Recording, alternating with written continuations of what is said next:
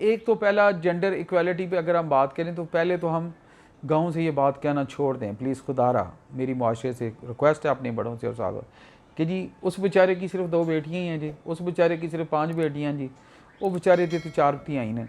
ये सारे पंजाबी कल्चर को, मैं भी गाँव रहता हूँ, ये बेचारा लफ्ज़ निकाल दें, उसको बेचारा ना बनाएं, वो ना बेचारा है ही नहीं। 4 को ज़रब दें 7 से, 28 रहमतें हैं उसके घर में, 5 को ज़रब दें 7 से तो 35 रहमतें हैं। तो वो तो शुक्र बजा लाने दें और उसको टारगेट ना बनाएं। और ख़ुद जिनके हैं वो तो हैं ही हैं अपर एंड पे, मैंने आपको बताया। बाकी मुआशरे से मेरी रिक्वेस्ट है, ये जेंडर इक्वालिटी की पहली है कि how you welcome others. The women folk की बात कर रहा हूँ, लेडीज़ को वेलकम। अच्छा, अगली बात, हम इन पर ट्रस्ट नहीं करते। वो बड़ी हो गई है, एमएससी पास कर ली है, शाम को उसने कहना है मैंने किताब लेनी है बाबा बाज़ार से, तो आप एंड पे कहते हैं ये भाई को साथ ले जा, छोटे भाई को, घर कोई नहीं तो उसको ले जा। और छोटा भाई खुद क्लास 4 का स्टूडेंट होता है, वो छोटा भाई 4थी क्लास वाला, उसका कस्टोडियन, गार्ड, सिक्योरिटी गार्ड सब कुछ है, जो खुद अपने आप को नहीं संभाल सकता, लेकिन बेटी को कल्ला नहीं भेजती। उसकी क्या वजह? उसके हम सारे मुआशरे वाले पाकिस्तानी ज़िम्मेदार हैं। हमने वो इन्वायरमेंट क्रिएट नहीं की कि सारे बेटियों वाले हैं, बहनों वाले हैं, फैमिली वाले हैं। इज़्ज़त देना सीखें। जिसने अल्लाह की इस मखलूक को इज़्ज़त दी, अल्लाह ने उसको इज़्ज़त दी। बेटी है तो बेटी को इज़्ज़त दें, मोहम्मद अरबी वाला प्यार दें। आप सल्लल्लाहु अलैहि वसल्लम खड़े हो जाते थे जब बीबी साहबा तशरीफ़ लाती थी, सहाबा कराम आपसे बीबी साहबा से सिफारिश कराते थे वाक़यात के। आप अपने कमली वाला अपनी चादर बिछा देते थे, बीबी साहबा को देख के आपका चेहरा खुशी से दमक उठता था।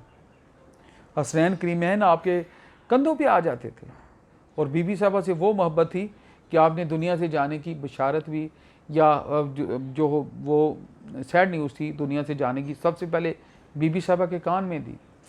जब बीबी साहबा ने रोना शुरू किया तो फिर अगली बात पे बीबी साहबा ने हंसना शुरू किया। अगली बशारत दी कि मेरी अहले बैत में से जब मैं जाऊंगा, पर्दा इस दुनिया से करूंगा, सबसे पहले आप आएंगी, तशरीफ़ लाएंगे।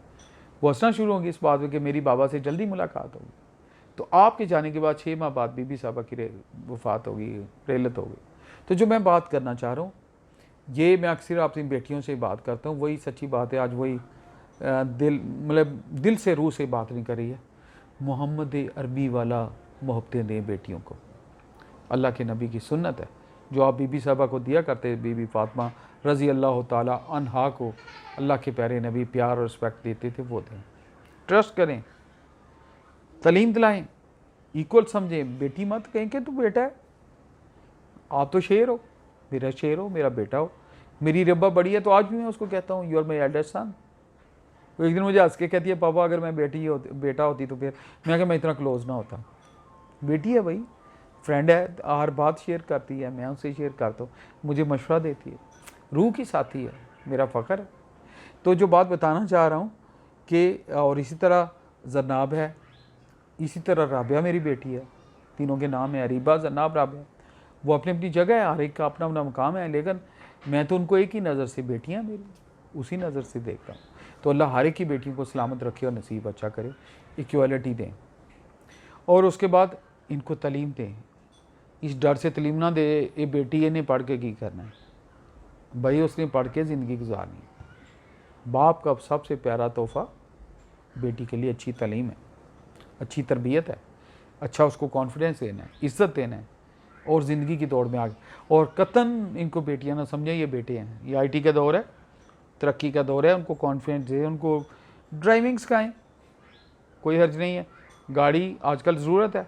मैं थोड़े दिन पहले ऑफिस जा रहा था, मैंने देखा इस्लामाबाद, अभी निकला इस्लामाबाद की तरफ था, हाईवे था शायद, तो मैंने एक बड़ी प्यारी बच्ची देखी, अभी मेरा 3rd ईयर 4th ईयर की student, she was driving a bike.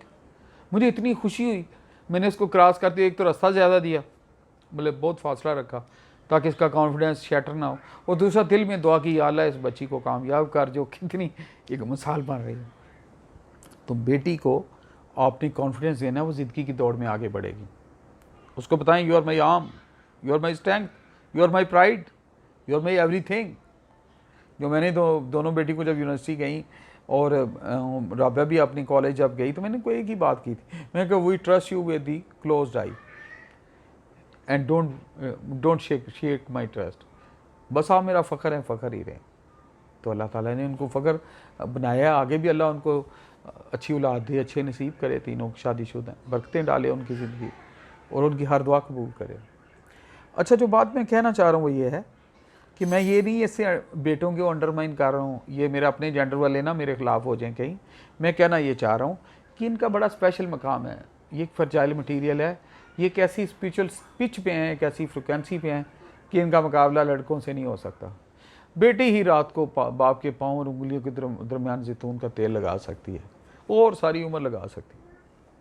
मैंने अपनी वालदा को देखा, तो मैं अक्सर बात करता हूँ, अक्सर चले कोट करता हूँ, आज भी हो जाती है कि बेटी अपने बाप की, अपने बाबल की तीसरी नस्ल तक वफादार रहती। एक तरफ बेटी के 10 पोते बैठे हों और एक तरफ एक भाई की औलाद आ जाए, अब्बा जी का पोता आ जाए, उसका प्रोटोकॉल आगे होगा। इतनी वफा लिखती है अल्लाह ने, इसके डीएनए में, इसके स्टफ़ में, ये सब कॉन्टिनेंट की औरत की वफा लिखती है, बाबल के लिए, माँ के लिए, पेकों के लिए, जो भी नाम दे, कि ये वफादार रहती है तीसरी नस्ल तक। कोई कम ही एक आधा पीस होगा जो नहीं, 99.9% ऐसे ही है कि और वफा के लिए जान देने के लिए तैयार होती है। जिधर अपनी औलाद की फ़िक्र है, बराबर में ये भी कह रही होगी कि मेरी बहन का क्या हाल है, मेरे भाई का क्या हाल है, उस मेरे अब्बा जी का क्या हाल है। और अब्बा बीमार होता है तो बेटियों ने, चाहे बहुओं भी हो, अपनी ड्यूटी लगाई होती है। मैं ऐसी बहुत सारी फैमिलीज़ को जानता हूँ, बेटियों ने ड्यूटी लगाई होती है, मीना तुम गुजारो, मीना फिर मैं आती हूँ, वो छोड़ती नहीं उनको बहुओं पर। अल्लाह ये मोहब्बतें, ये प्यार हर एक के नसीब करें। तो इनको तालीम दें, इनको स्किल दें, इनको आगे बढ़ाएं और बराबर का व्हील तैयार करें।